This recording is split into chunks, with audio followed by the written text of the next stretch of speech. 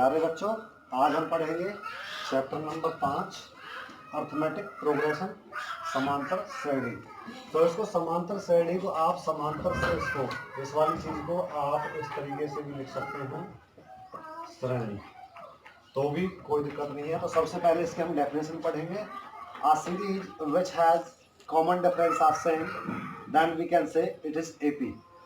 तो शॉर्टकट में इसको AP भी बोलते हैं, A डॉट P, इस तरीके से। तो यह वह श्रेणी है जिसके सभी पदों का सार्वंतर समान हो, अर्थात बराबर हो, एक जैसा हो, तो ऐसी श्रेणी को हम समांतर श्रेणी बोलते हैं। मैं कुछ उदाहरण यहाँ पर दूंगा और आपको फिर बताऊंगा भी कि ये सार्वंतर क्या होता है। तो मैंने एक सीरीज अपनी तरफ से ले ली है 7, 10, 13, 16 अप टू 100 ऑन। तो ये जो है, ये जो पहला ये है, ये प्रथम पद कहलाता है मेरा, प्रथम पद फर्स्ट टर्म होती है। ये जो है मेरा, ये द्वितीय पद कहलाएगा, दूसरा पद, ये मेरा तीसरा पद कहलाएगा, ये मेरा चौथा पद कहलाएगा, और इस तरीके से ही आगे भी सीरीज चलती जाएगी। तो सबसे पहले अब मैं पहचान करूंगा कि ये एपी है या नहीं है।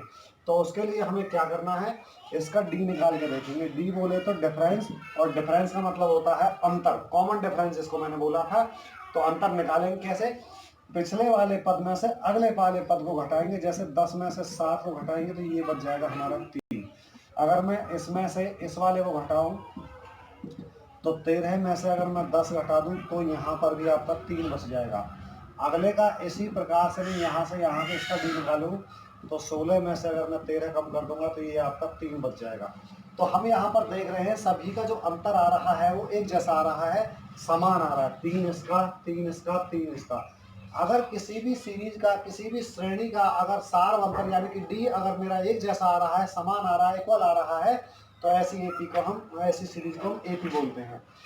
अब दूसरी बारी आती है इसमें, भैया ये पहला पद, ये दूसरा, ये तीसरा, ये चौथा, और इसी तरीके से आगे चल चलते मान लिया मुझे इसका 20वां पद निकालना। तो उसके लिए सब चीज़ों के लिए एक जनरल एपी में यहाँ पर लिखूंगा। जनरल का मतलब ये सभी के लिए मान्य है। जैसे हम क्लास में अलग अलग बच्चों का नाम ना लेकर के सभी का एक कॉमन नाम ले देते हैं, विद्यार्थी।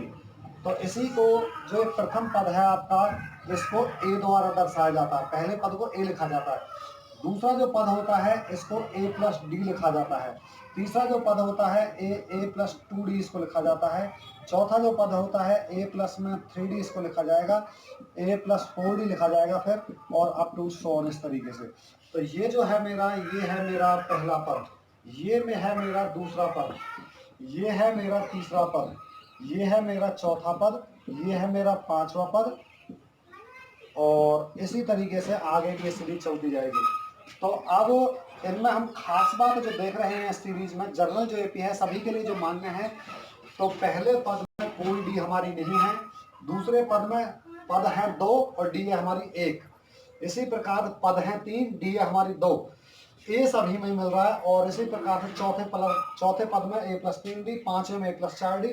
इसी प्रकार से अगर मैं इसका लिखूं 20वां पद, 20वां पद यानी कि 20th टर्म, तो 20 टर्म लिखने के लिए पहले इसको जनरल लिखूंगा ए प्लस 19d। ये इसका, अगर मान लिया मैं इसका 100वां पद लिखता हूँ, 100वां पद 100 टर्म्स, तो इसको जो मैं लिखूंगा ए प्लस 99d, यानी कि ए प्लस में 99d, एक डी कम करके लिखना। अगर मैं लिखूं इसका nवां पद, nवां पद, तो प्यारे बच्चों मैं इसको लिखूंगा a प्लस में n-1 इंटू डी, यानी कि n से एक डी कम, ये वाला।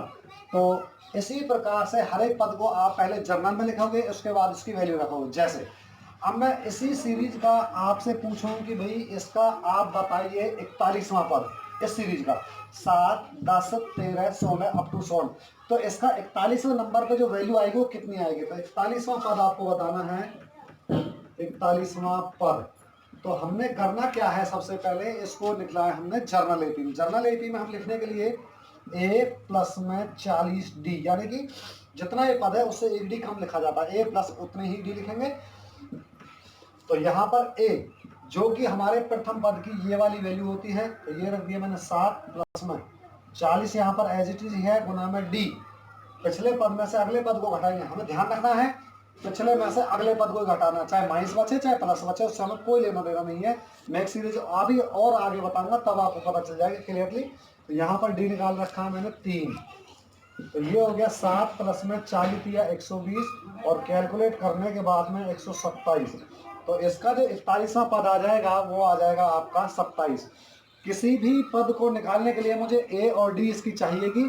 तो ए जितना भी होगा ये और डी जितना भी आएगा ये, उसकी वैल्यू उठा करके उसी पद में हम रख देंगे और उसकी आपको टोटल की वैल्यू आ जाएगी 7 अप टू 100। तो यहाँ पर अब देखिए कुछ चीजें ऐसी होती हैं जो दिखाई तो कुछ देती हैं लेकिन वास्तव में कुछ होती हैं। तो यहाँ पर मैंने एक सीरीज लिख दी है अपनी तरफ से कि -5, -1, 3 और 7 आपको दिख रही होगी अटपटी से, लेकिन अब इसको हम चेक करेंगे। तो इसको एपी है या नहीं है, तो इसको चेक करने के लिए हम इसका डी निकालेंगे। तो डी निकाल रहा हूं मैं इसका, डी बराबर है पिछले पद में से अगले पद घटाना है, -1 में से घटाना है कितने को, -5 को। इसको कैलकुलेट हम करेंगे आगे। -1 ये ठीक है, ब्रैकेट से बाहर अगर माइनस का साइन हो तो अंदर का जो साइन है ये वाला ये चेंज हो जाएगा, तो ये हो जाएगा प्लस का। कुल मिलाकर के -1 प्लस का 5, ये तो 4 ज्यादा है। अगले इनका मैं डी निकाल रहा हूँ बिल्कुल अगले पदों का इसी प्रकार से, 3 घटाना -1, 3 यहाँ पर ऐसा ही है और इसका भी साइन चेंज हो जाएगा उसी की तरह, ब्रैकेट से बाहर माइनस साइन लगा हुआ तो प्लस का हो जाएगा और ये हो गया 4। इनका अगर मैं करके देखूं डी निकाल करके तो 7 माइनस में 3 और बराबर ये आ जाएगा मेरा 4। इसका भी मेरा 4 आ रहा है, इसका भी 4 आ रहा है, इसका भी 4 आ रहा है। तो हम देख रहे हैं कॉमन जो डिफरेंस है, अंतर है जो सभी का, वो क्या है, बराबर है। तो इसलिए हम इसको क्या बोल सकते हैं, एपी बोल सकते हैं जी। एपी बोले तो यहाँ पर फुल फॉर्म भी लिखी हुई है आपकी, अर्थमेटिक प्रोग्रेशन, यानी कि समांतर श्रेणी या श्रेणी भी आप इसको बोल सकते हैं। तो अब यहाँ पर क्या है, किसी भी पद को निकालने के लिए मुझे ए और डी की जरूरत। मान ले मैं इसी का पूछूं आपसे, इसका 21वां पद बताइए, 21वां पद। तो 21वें पद को जैसे मैंने जनरल एपी लिखी थी पहले, तो पहले किसी पद को जनरल एपी में लिखेंगे। मैं एक बार अगेन बता रहा हूं जनरल एपी को। सबसे पहला था आपका ए कॉमा, फिर दूसरा पद था ए प्लस डी, ए प्लस 2d और ए प्लस 3d और अप टू 100 इस तरीके से। पहले पद में कोई डी नहीं, दूसरे में एक, पद 3 लेकिन डी 2 और चौथे पद में डी आपकी 3, यानी कि 1 डी कम। तो इसमें को अगर जनरल करके लिखूं तो ए प्लस में 20 डी। ए यहाँ पर प्रथम पद की वैल्यू जो कि है मेरी -5 और प्लस में 20 गुना में डी। डी का जो मान है अभी मैंने निकाल रखा है 4, तो यहाँ पर -5 प्लस में 20 चौके 80 और ये प्लस के 80 और माइनस के 5, तो ये बच गए आपके 75 और वो भी प्लस के। या तो प्यारे बच्चों इसी प्रकार से हम आगे भी सीरीज निकाल सकते हैं। जैसे ऐसे पूछेगा 5, 7, 9, 11 के अगले 4 पद बताने हैं आपको, अगले 4 या अगले 3 पद बताने। तो पहले या तो आपको ये पता होना चाहिए पद कौन कौन से बताने हैं। ये पता आपको पहला पद है, ये पता आपको दूसरा है, ये है तीसरा, ये है चौथा। तो आगे 3 बताने, यानी कि हमें बताना है 5वां पद, हमको बताना है 6ठा पद और हमको बताना है 7वां पद। तो पहले इनको सभी को जर्नल लिखेंगे, उसके बाद फिर वैल्यू रखेंगे। 5वां पद ए प्लस में 4d, आगे चलने पर ए मेरा 5 प्लस में डी, इसमें से इसको घटाना, पिछले में से अगले को निकाल के 7 घटाना 5 और बराबर आ जाएगा 2। तो इसमें 4 ये पहला, ये 2, 4 दूनी 8 और 5 ये आ जाएगा आपका 13। तो अगला जो पद आ जाएगा इसका यहाँ आ जाएगा आपका 13। इसी प्रकार से इसमें रखेंगे ए प्लस 5d, वैल्यू रख देंगे तो ये आ जाएगा 5 प्लस में 5 गुना में 2, 5 दूनी 10 और 5 15 और इसी तरीके से इसकी वैल्यू आ जाएगी आपकी 17। तो अगले जो 3 पद हो गए आपके 15, 17 और अप टू 100 इस तरीके से। स्टॉप। तो प्यारे बच्चों मैं सवाल नंबर 2 का 5वां भाग आपको बता रहा हूं।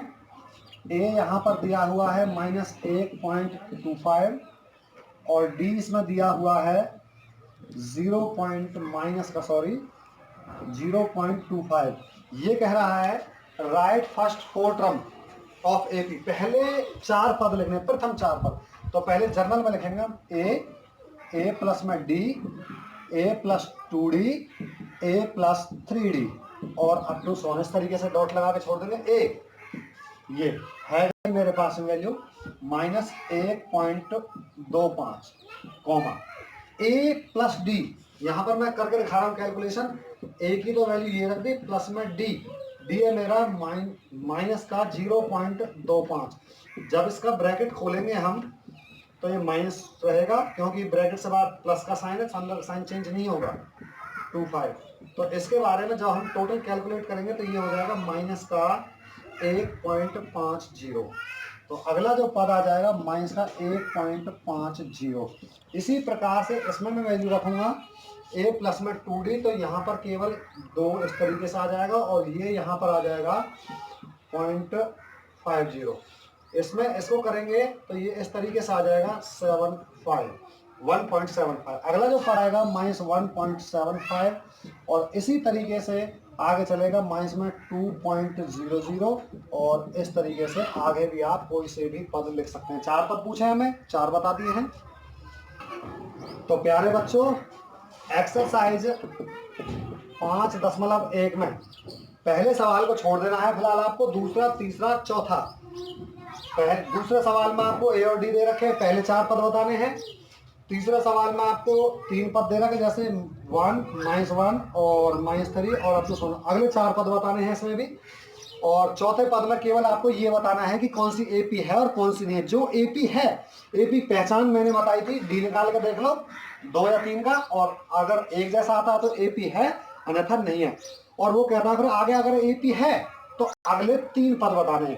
तो आज के लिए बस इतना ही। धन्यवाद।